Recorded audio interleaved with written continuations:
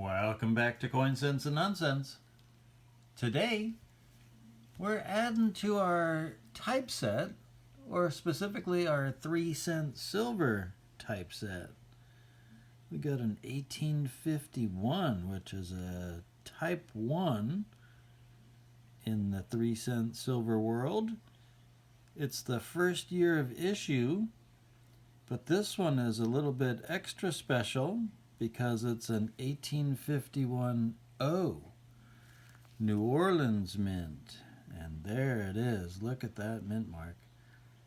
So it's the only 3-cent silver, or only 3 cent actually, to have a mint mark. None of the 2 cents have a mint mark. So this had kind of an interesting start or story. In 1851, they needed to get some coins into the marketplace or into the population because people were hoarding silver coins of other denominations. In 1850, with the gold rush in California, silver prices went way up, and so people hoarded, and so they issued these. They're 75% silver instead of 90%, and people were less inclined to save them or melt them or whatever. Plus, for postage to buy a stamp, I guess 3 cents was the going rate at the time, and so they figured it would be easier to use one of these little guys instead of having to plunk down 3 large cent coppers, because at that time cents were pretty darn big.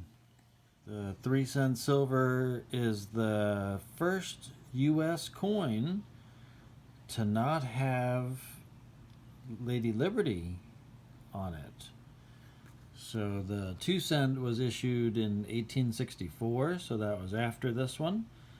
But this was the first of the U.S. coins not to have some depiction of liberty, so that is cool.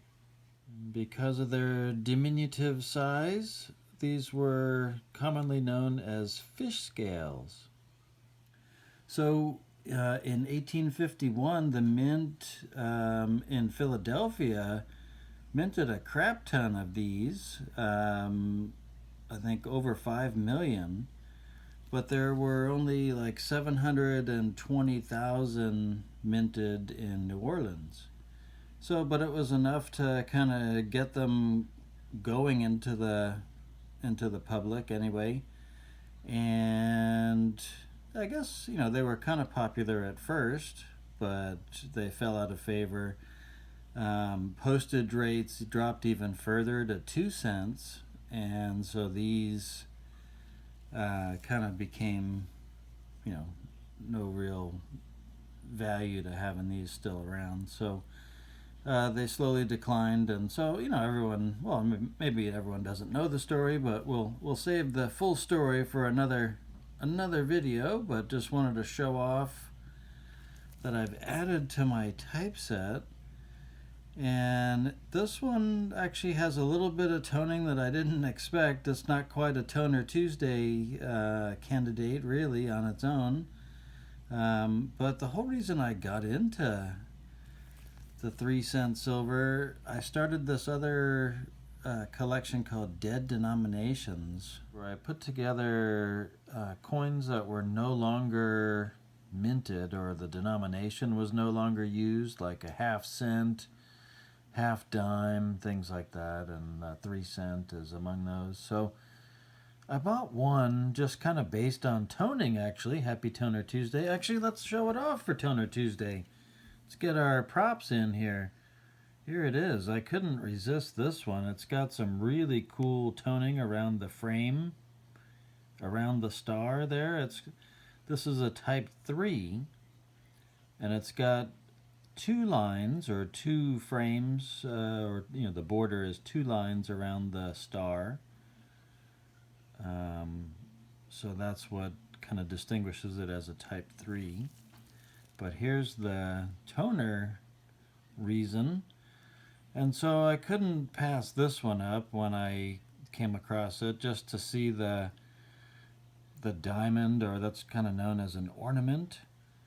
That tone blue like that, I fell in love with this coin. So anyway, so this became the entry for my dead denominations of the 3-cent silver.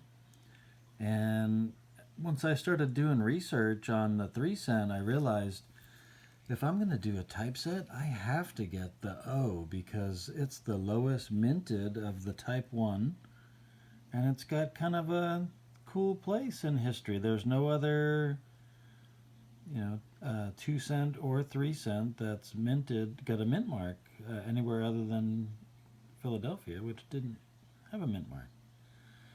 So anyway, getting all off track and blurry here. What's going on?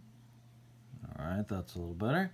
So yeah, this I thought was, just, I knew it had stains and whatnot, but for the New Orleans Mint, or actually for an 1851 O, the choices to get a nice eye appeal coin are kind of limited. People aren't listing them for sale all that often, and the ones that are out there, even with the higher grade, they're kind of dull looking. They don't have like kind of a silver appearance even in the fields and whatnot. So I thought this was cool. I kind of wanted to have everything be PCGS because I'm doing a typeset there.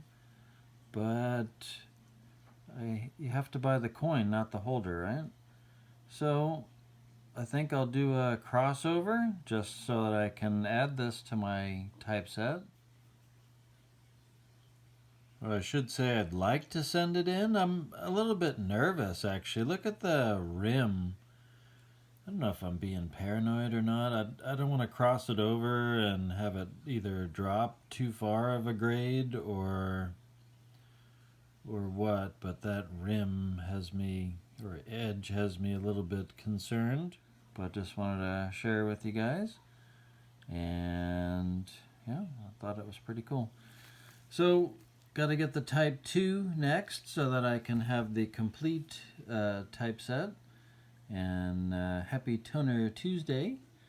This is going to be my entry for this week. This one is cool. This is an 1862 over 61, or over 1 actually, and it's overdate, but it's an intentional overdate. It was Civil War time, and they needed, well, maybe they didn't need to, but they reused a die from 1861, and yeah, so this is a cool variety and a cool toner. It's got color everywhere, so depending on how you rotate this one, you can really see some different colors, and I think it's pretty cool. So one of my favorite coins, and actually I am going to do a favorite coins of 2020 video. This will definitely be among those. So you'll get to see it again. I won't kind of delve into it too much here because steal all my thunder.